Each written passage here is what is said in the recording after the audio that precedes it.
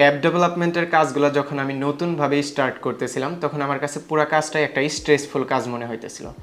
But recently আমি fibre market প্লেসে as an app developer হিসেবে কাজ করতেছি এবং আমি বুঝতে পারছি যদি আপনি কাজগুলা অর্গানাইজভাবে করেন এবং মোটামুটি সবগুলা কাজের ভিতরে একটা প্রগ্রেস ফলো করেন তাহলে সম্পূর্ণ কাজটাই আপনার কাছে আর স্ট্রেস মনে হবে না এবং এটা থেকে খুব ভালো ধরনের একটা আর্নিংও করতে পারেন।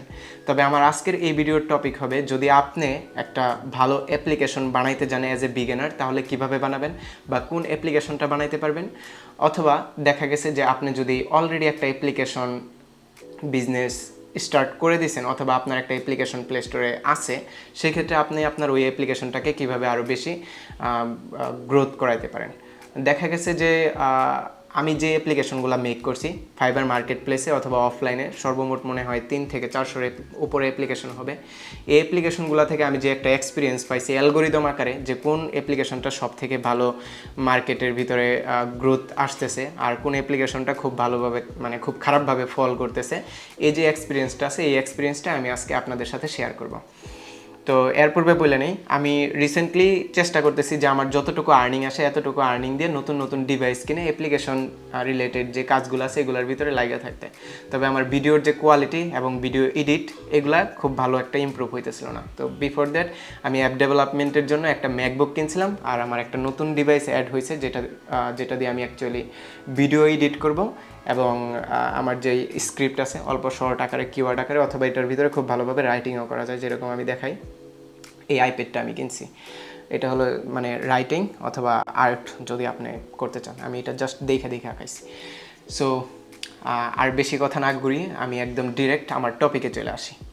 আমার টপিকটা হলো যে আপনি একজন বিগিনার, আপনি একটা অ্যাপ্লিকেশন বানাইতে চাইতেছেন অথবা দেখা গেছে আপনার একটা অ্যাপ্লিকেশন অলরেডি প্লে স্টোরে আছে, এটার অত বেশি র্যাঙ্ক নাই, তো এটার গ্রোথ আনতে চাইতেছেন। তো এর জন্য আপনি কি করবেন? তো ফার্স্ট অফ অল যদি আপনি অ্যাপ্লিকেশনে একদম বিগিনার হয়ে থাকেন, যে আপনার একদম একটা এসে গেছে, ইচ্ছা জাগছে যে আপনি একটা স্টার্ট আপ দাঁড় করাবেন অ্যাপ্লিকেশনের থ্রুতে বা অ্যাপ্লিকেশন বিজনেস দাঁড় করাবেন, তাহলে আপনি কীভাবে স্টার্ট করতে পারেন। এখন এই কথাটা অর্থাৎ application start up type application বিজনেসের করার আগে অনেকের হয়তো ইচ্ছা থাকে শুধুমাত্র টাকা ইনকামের জন্যই সে একটা অ্যাপ্লিকেশন বানাবে।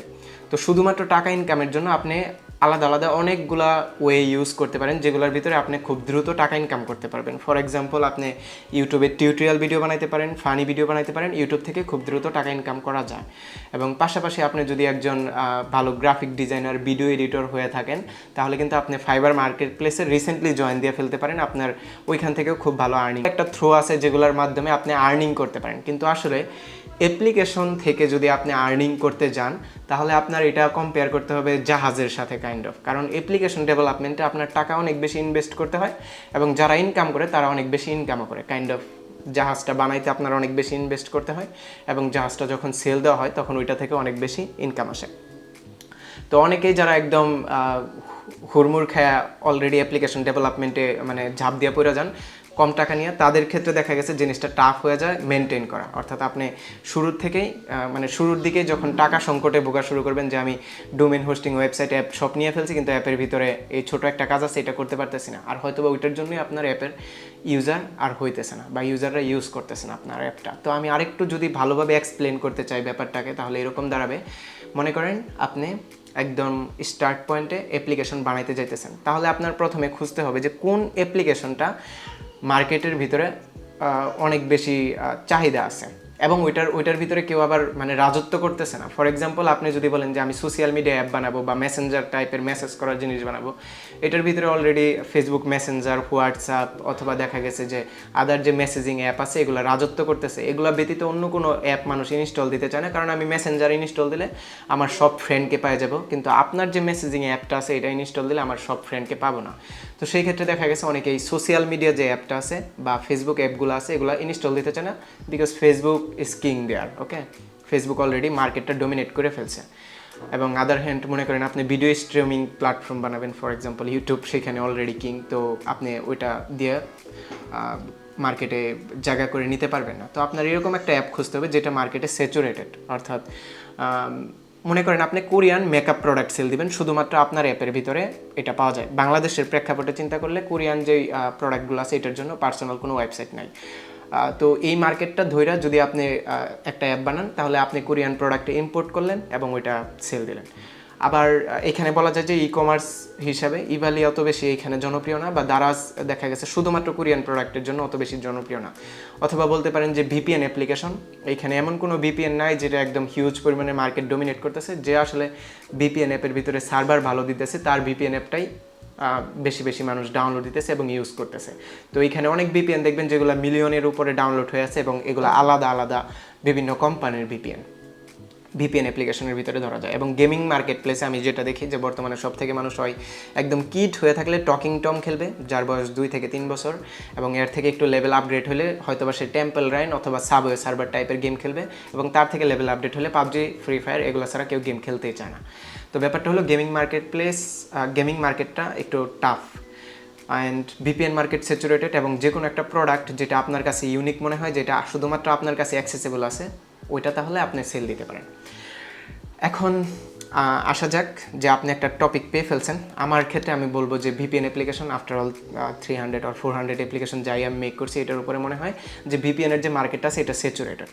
ভিপিএন মার্কেট স্যাচুরেটেড হওয়ার কারণে আপনি এটা চুজ করছেন যে আপনি একটা ভিপিএন অ্যাপ্লিকেশন বানাবেন।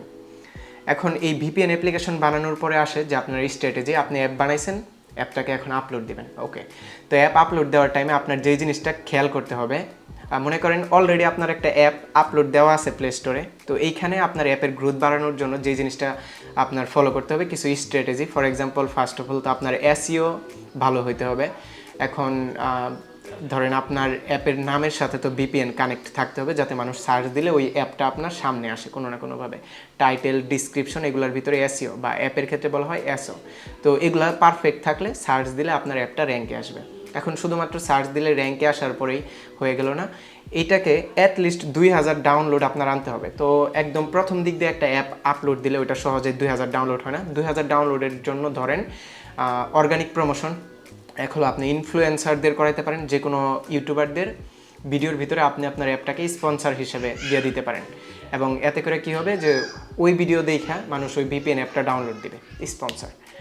তো 2000 যখন আপনি ডাউনলোড পেয়ে গেছেন, এটা আপনি আবার কিন্তু গুগল প্রমোশনের থ্রুতেও ডাউনলোডটা পাইতে পারেন। 2000 ডাউনলোড পাওয়ার পরে আপনার যেই স্টেপটা হয় যে আপনি যে 2000 ইউজার পাইছেন, ওই ইউজার প্রতিদিন আপনার অ্যাপটা ইউজ করতেছে কিনা, অ্যাক্টিভ ইউজার। আপনার অ্যাপটা শুধুমাত্র ইনস্টল দিছি আমি, কিন্তু কখনো ইউজ করি নাই, তাহলে ওইটাকে অ্যাক্টিভ ইউজার বলে না।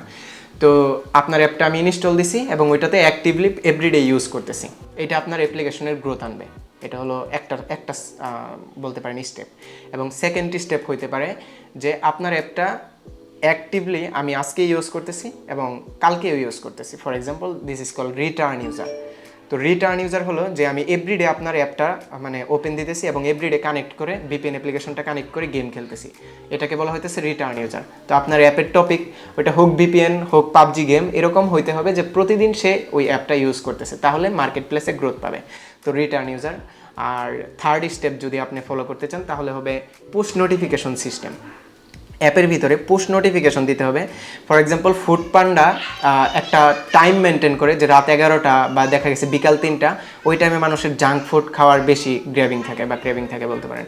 তো ব্যাপারটা হলো ওই টাইমে ফুড পান্ডা কী করে, নোটিফিকেশন পাঠায় যে হ্যাঁ এইরকম জাঙ্ক ফুড পাওয়া যাইতেছে, তুমি এটার ভিতরে ডিসকাউন্টও পাইতেছো, খাবা কিনা। তো ওইরকম টাইপের আপনার অ্যাপের ভিতরে পুশ নোটিফিকেশন ইউজ করা রিটার্ন ইউজার পাওয়ার জন্য। এতে করে হবে কি যে আপনার অ্যাপের অ্যাক্টিভ ইউজার বাড়বে বা রিটার্ন ইউজার বাড়বে। So third step is push notification use করা। এবং আপনার অ্যাপের ভিতরে অনেস্টি শো করানো, অর্থাৎ আপনি নোটিফিকেশন পাঠিয়ে দিয়েছেন জাঙ্ক ফুড আপনি খাওয়াবেন, কিন্তু ক্লিক করার পরে দেখলো যে ওই হোটেলটাই বন্ধ হয়ে গেছে, বা যেই হোটেল থেকে সে অর্ডারটা দিবে বা রেস্টুরেন্ট থেকে অর্ডারটা দিবে ওই রেস্টুরেন্টটাই বন্ধ হয়ে গেছে, তাহলে তো আর আপনার মানে ওই নোটিফিকেশন কোনো কাজে আসলো না। তো আপনি যদি বলেন যে আপনার ভিপিএনের ভিতরে এখন একটা ভালো সার্ভার অ্যাড হয়েছে যেটা দিয়ে ভালোভাবে গেম খেলা হইতেছে, তাহলে অনেস্ট থাকতে হবে, এবং মানুষ ওইটা ওপেন দিয়া ভালোভাবে যদি গেমটা খেলতে পারে তাহলে আপনি ওই ব্যাপারে অনেস্ট থাকলেন এবং সে ওইটার ভিতরে অ্যাক্টিভ তখন থাকবে। এবং ফিফথ স্টেপ হলো আপনি আপনার অ্যাপের ভিতরে রেটিং প্রোগ্রেস অ্যাড করা। অর্থাৎ দেখা গেছে যদি মানুষ ঢুকে এবং ঢুইকা দেখে যে মানে নোটিফিকেশনে ক্লিক করলো, যে সার্ভারের কথা বলছেন ওই সার্ভারটা পাইলো, ক্লিক করে কানেক্ট করলো এবং যেভাবে গেম খেলার কথা সে ওইভাবেই গেম খেলতে পারলো। এতে করে সে কী করবে, অ্যাপের ভিতরে 5 স্টার রেটিংও দিবে। তো এই 5টা টপিক 5 স্টার রেটিং দিয়ে দিল, এতে করে আপনার অ্যাপের গ্রোথ অটোমেটিকলি বাড়বে আরও। তো 6 নাম্বার স্টেপ যেটা হতে পারে এটা হলো যে সাবস্ক্রিপশন সিস্টেম অ্যাড করা অ্যাপের ভিতরে। সাবস্ক্রিপশন হলো এরকম একটা জিনিস, ধরেন $3 দিয়ে আমি আপনার ভিপিএন অ্যাপের সাবস্ক্রিপশন নিয়ে ফেলছি, তো আমি সহজে আরেকজনের ভিপিএনে যাইতে চাবো না, কারণ আমার কাছে মনে হয়েছে যে আমি $3 দিয়ে আপনারটা কিনে ফেলছি, তো অন্য ভিপিএন কেন ইউজ করবো। এক হলো এটা। তো সাবস্ক্রিপশনের একটা স্ট্র্যাটেজি হলো নেটফ্লিক্স যেটা করে, আপনি ধরেন এই মাসে একটা সাবস্ক্রিপশন নিছেন, মাসের শেষে মনে হলো যে নেটফ্লিক্সের মুভিতে আসলে এরকম ইম্পর্টেন্ট কিছু নেই, আপনি মুভিটা আর দেখবেন না, সাবস্ক্রিপশন আপনি আর নিতে চাইতেছেন না মাসের শেষে, কিন্তু ওই টাইমেই দেখবেন যে ওরা আরেকটা নতুন মুভি বা নতুন টিভি সিরিজ আপলোড দিয়ে দিবে। এতে করে কি মনে হবে যে আরে নতুন টিভি সিরিজটা আপলোড হয়ে গেছে, তো আর সাবস্ক্রিপশন ক্যান্সেল না করি, সাবস্ক্রিপশন কন্টিনিউ রাখি। তো কিছু স্ট্র্যাটেজি ফলো করা। আর স্ট্র্যাটেজি যে ব্যাপারটা প্রত্যেকটা অ্যাপের জন্য আলাদা আলাদা। আপনার যদি ফুডপান্ডা টাইপের অ্যাপ হয়ে থাকে তাহলে ওইটার ক্ষেত্রে আলাদা স্ট্র্যাটেজি, ভিপিএন হয়ে থাকলে আলাদা, এবং নেটফ্লিক্সের মতো অ্যাপ হয়ে থাকলে ওইটার ক্ষেত্রে আলাদা স্ট্র্যাটেজি। তো স্ট্র্যাটেজি ফলো করতে হবে, কিন্তু এই স্ট্র্যাটেজির মাঝামাঝি অবস্থায় যে 3টা টপিক সব থেকে বেশি ইম্পর্টেন্ট আপনার অ্যাপের গ্রোথ আনার জন্য: rating, post notification, return user, okay, এবং অ্যাক্টিভ ইউজার। তো এই জিনিসগুলো যদি ঠিক থাকে তাহলে আপনার অ্যাপের গ্রোথ বাড়বে। আশা করি যে আপনি বুঝতে পারছেন যে কিভাবে, যদি আপনার অলরেডি একটা অ্যাপ থাকে তাহলে ওইটাকে আপনি বানাবেন, এবং যদি আপনি বিগিনার হয়ে থাকেন তাহলে কোন টাইপের অ্যাপ্লিকেশন বানালে আপনার জন্য হেল্পফুল হবে। অ্যান্ড সবার লাস্টে এটা তো বলতে হয় যে অ্যাপ্লিকেশনের মাধ্যমে আমরা যে আর্নিংটাতে ফোকাস করি এটা হলো অ্যাডমোবের আর্নিং। তো অ্যাডমোবের আর্নিং ফোকাস করার জন্য আমাদের এটা মনে রাখতে হবে, যদি আমাদের ইউজার অনেক বেশি হয় তাহলে অ্যাড খুব কম হলেও আমরা আর্নিং খুব ভালোভাবে করে নিতে পারবো। এখন ধরেন 1 মিলিয়ন ইউজার আছে, অ্যাড আপনি অনেক বেশি দিয়ে রাখছেন, মানুষ অ্যাডের জ্বালায় অ্যাপটা আনইনস্টল করে দিচ্ছে, পরের দিন আপনার সম্পূর্ণ ইম্পেয়ার যে তৈরি করছেন এতগুলো ইউজার সহ একটা অ্যাপ্লিকেশন, এটার কেউ ইউজই করতেছে না এবং অ্যাপটা সম্পূর্ণ ফ্লপ। তো অ্যাপটাকে প্রথমে অ্যালগোরিদমে ফেলতে হবে। অ্যালগোরিদম হলো ওই জিনিসটা যেটার ভিতর থেকে আপনি প্লে স্টোরে অটোমেটিক ডাউনলোড পাবেন। আপনার অ্যাপের রেটিং ভালো থাকলে, আপনার অ্যাপে রিটার্ন ইউজার আসলে, অ্যাক্টিভ ইউজার থাকলে অটোমেটিক ডাউনলোড। দেখা গেছে আজকে হয়তো বা 200-300 অটোমেটিক ডাউনলোড হয়ে যেতে পারে, কালকে হয়তো বা আরও 1000, তারপরের দিন আরও 2000 ডাউনলোড হয়ে যাবে। এগুলোর জন্য আপনার কোনো টাকা পে করতে হবে না। আর এতে করে যখন আপনার গ্রোথ হয়ে যাবে, 1 মিলিয়ন ইউজার হয়ে যাবে, আপনি শুধুমাত্র একটা ব্যানার অ্যাড যদি ইউজ করেন আপনার অ্যাডমোবের ভিতরে, মানে অ্যাডমোব থেকে ভিপিএন অ্যাপ্লিকেশনের ভিতরে বা যে কোনো অ্যাপসের ভিতরে একটা ব্যানারের, ওইটা থেকে আপনি হিউজ পরিমাণে আর্নিং করতে পারবেন। এবং অনেকেরই এখন কোশ্চেন থাকতে পারে, ভাই কতজন ইনস্টল করলে বা কতজন ইউজ করলে অ্যাপটা থেকে কত টাকা আমি ইনকাম করব, এর জন্য আমি সম্পূর্ণ আলাদাভাবে একটা ভিডিও বানিয়ে রাখছি, ওই ভিডিওটা আপনারা দেখে নেবেন।